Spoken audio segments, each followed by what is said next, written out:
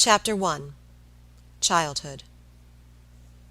I was born a slave, but I never knew it till 6 years of happy childhood had passed away.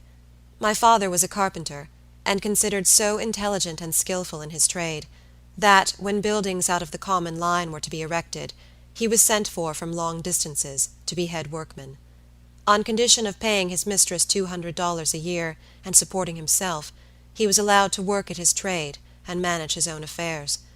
His strongest wish was to purchase his children, but though he several times offered his hard earnings for that purpose, he never succeeded. In complexion my parents were a light shade of brownish yellow, and were termed mulattoes.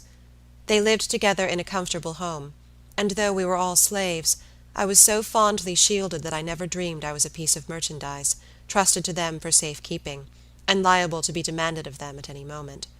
I had one brother, William, who was 2 years younger than myself, a bright, affectionate child. I had also a great treasure in my maternal grandmother, who was a remarkable woman in many respects. She was the daughter of a planter in South Carolina, who, at his death, left her mother and his 3 children free, with money to go to St. Augustine, where they had relatives. It was during the Revolutionary War, and they were captured on their passage, carried back, and sold to different purchasers. Such was the story my grandmother used to tell me, but I do not remember all the particulars. She was a little girl when she was captured, and sold to the keeper of a large hotel. I have often heard her tell how hard she fared during childhood. But as she grew older she evinced so much intelligence, and was so faithful, that her master and mistress could not help seeing it was for their interest to take care of such a valuable piece of property. She became an indispensable personage in the household, officiating in all capacities, from cook and wet nurse to seamstress.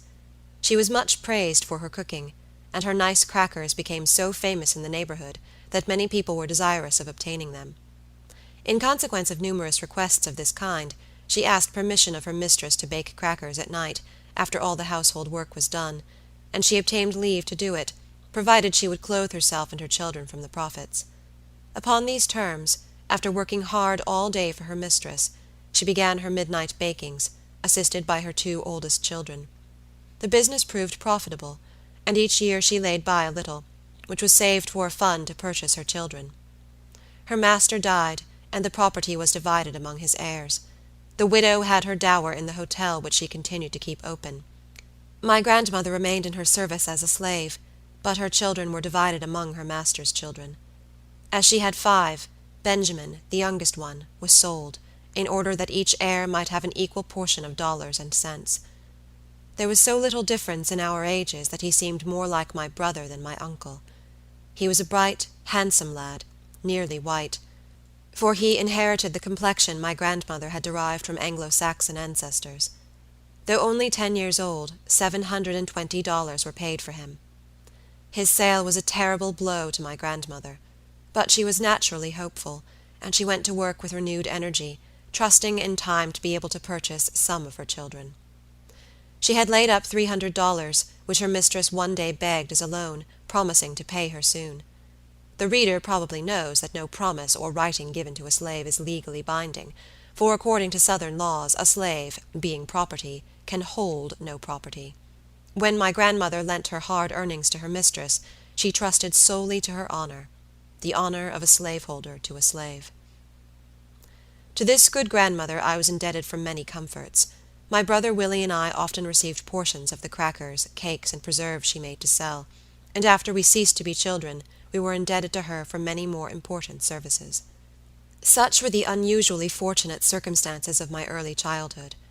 When I was 6 years old, my mother died, and then, for the first time, I learned by the talk around me that I was a slave. My mother's mistress was the daughter of my grandmother's mistress. She was the foster sister of my mother. They were both nourished at my grandmother's breast. In fact, my mother had been weaned at 3 months old, that the babe of the mistress might obtain sufficient food. They played together as children, and when they became women, my mother was a most faithful servant to her whiter foster sister. On her deathbed her mistress promised that her children should never suffer for anything, and during her lifetime she kept her word.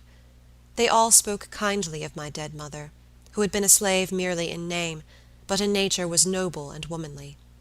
I grieved for her, and my young mind was troubled with the thought who would now take care of me and my little brother.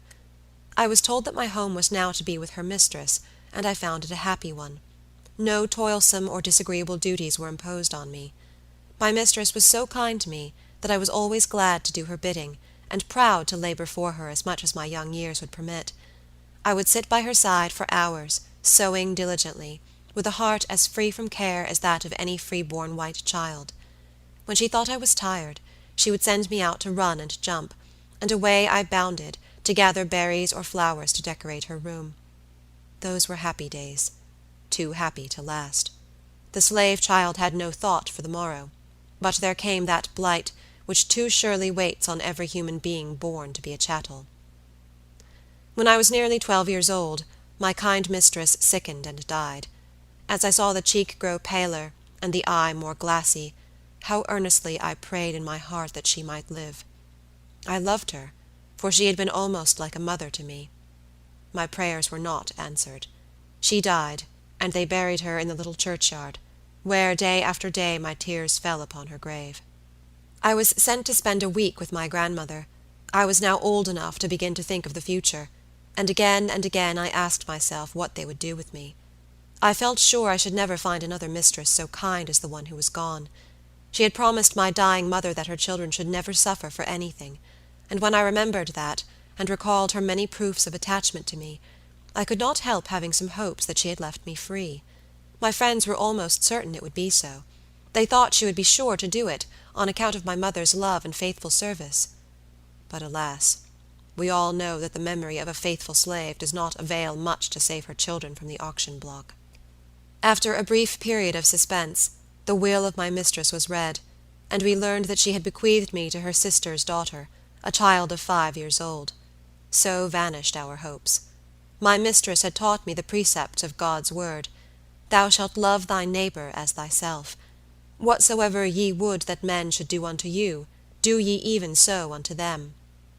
But I was her slave, and I suppose she did not recognize me as her neighbor. I would give much to blot out from my memory that one great wrong. As a child I loved my mistress, and looking back on the happy days I spent with her, I try to think with less bitterness of this act of injustice. While I was with her, she taught me to read and spell, and for this privilege, which so rarely falls to the lot of a slave, I bless her memory. She possessed but few slaves, and at her death those were all distributed among her relatives. 5 of them were my grandmother's children, and had shared the same milk that nourished her mother's children. Notwithstanding my grandmother's long and faithful service to her owners, not one of her children escaped the auction block.